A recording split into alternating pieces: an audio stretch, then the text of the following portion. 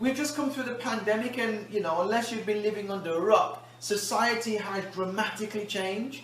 What are the odds that as we go into the next half of this year, you end up with a film that has a Sabbath reference to it, and the reference is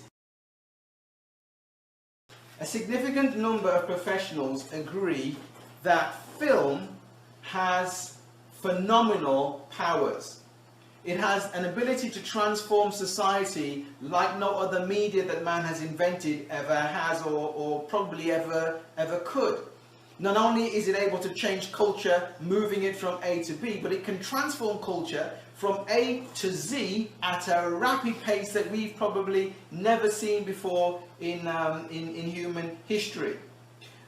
I'd like to talk to you about a film that was released this week. I think what I'm about to say is going to have some importance, be of interest to Seventh-day Adventists and those individuals who understand what Seventh-day Adventists have presented as the end time scenario.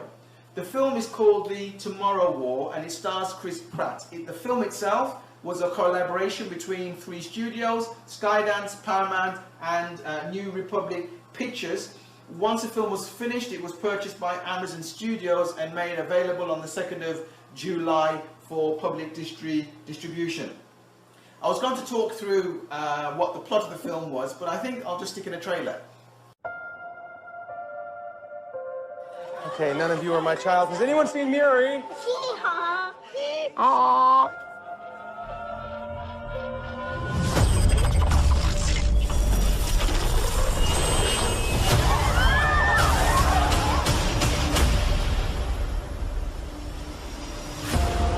We are fighting a war 30 years in the future.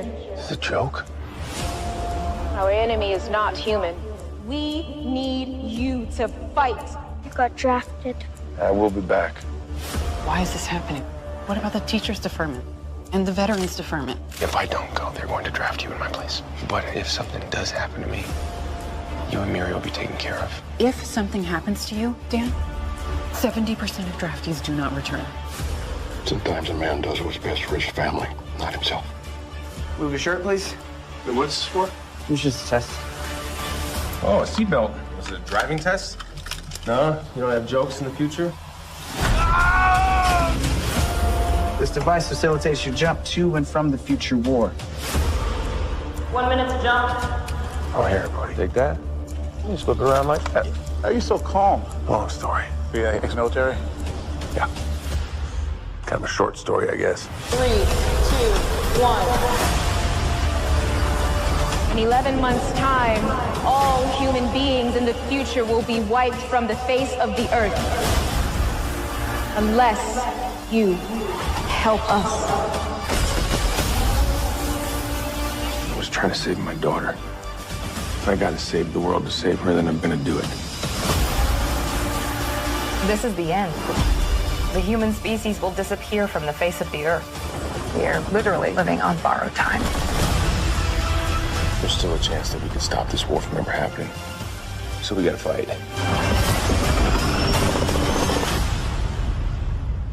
Well, it's nice knowing you.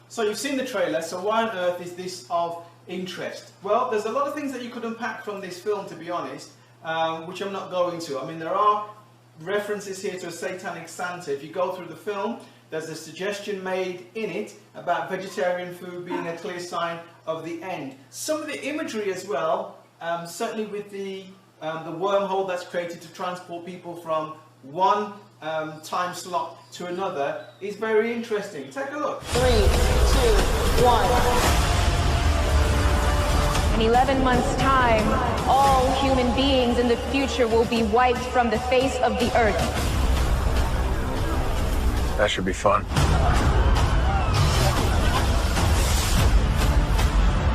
Welcome to the future. So when I saw this CGI inside the film, it automatically triggered in my mind pictures of the images that I'd seen the evangelicals use when they're looking to describe the rapture, and you have a lot of electricity and light and people floating up into the sky, and it seems to be very much the same kind of scene with clouds that they've represented in the film. But of course, as Adventists, we don't believe in the rapture, so why on earth is this film of interest to Adventists? In just over half an hour into the film, the timestamp is there. There's a very interesting explanation being given about the alien species and their cultural habits. Have a listen to this. Every 6 days, the white spikes disappear. They crawl back into their nests. We call it the Sabbath, their day of rest. And that's when we insert troops. Did you get that?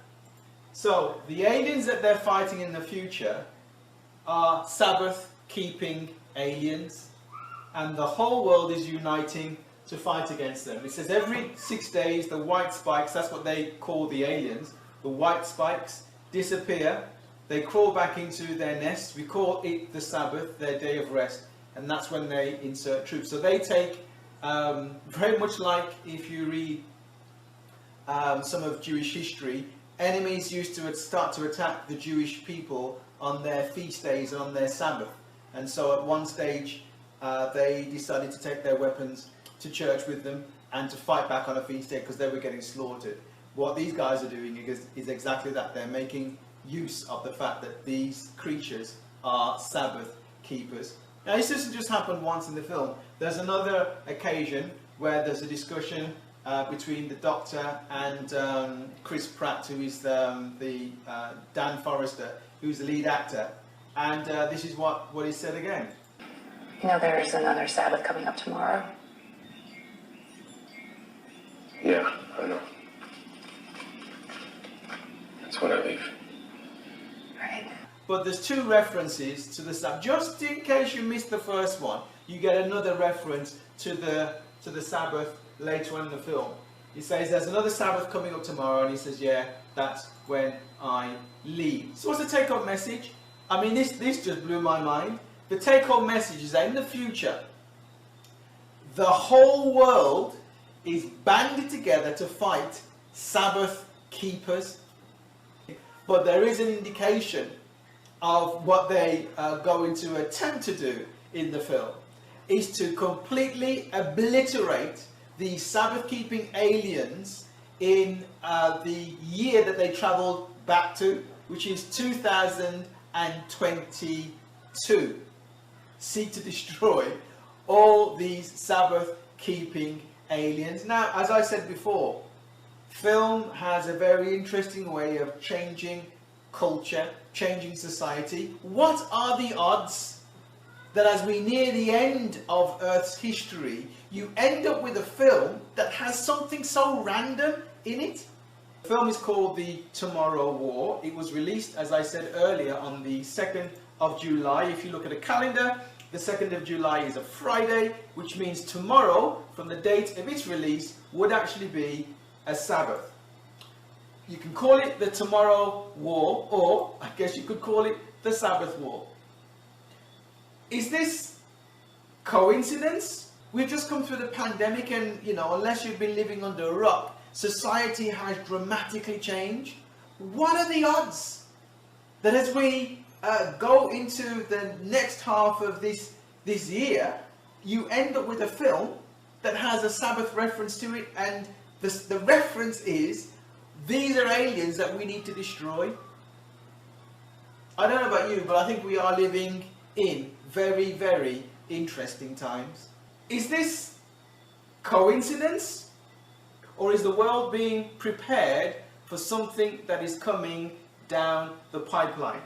What do you think? Comments below.